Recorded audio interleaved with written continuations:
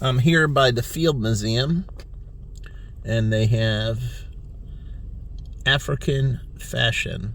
So I assume it's the history of African fashion. But it goes from past to present day. And so they do this and they can emphasize different present day African fashion designers in the United States and around the world.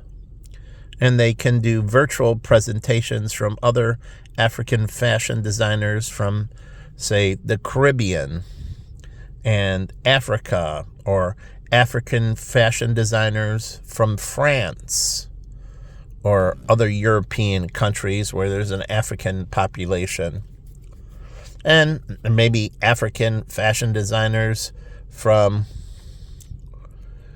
Canada. There's a few Africans in Canada, not many, but there might be some designers.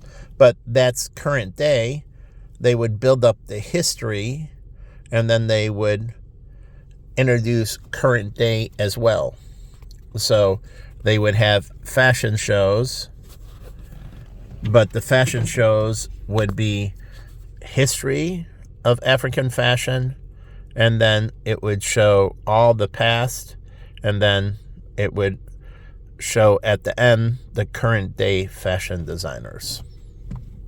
So they can emphasize these, like P. Diddy was a African fashion designer, really black, but this is in particular African fashion. So they would focus on African fashion designers. But anyways, it's a great way to take the past and integrate it with the present. And so they can do things like that, like the space program, right? Where the history of it, and then bringing in people talking about present day. And they can do features at the Field Museum with the Shedd Aquarium and Planetarium. Oh yeah, at the Field Museum, it's not only the history of dinosaurs. They can do the history of space. They can do the history of aquatic life, oceanic life, lake and river life, and they can work with the Shedd Aquarium. And the Shedd Aquarium and Planetarium can have features in the Field Museum.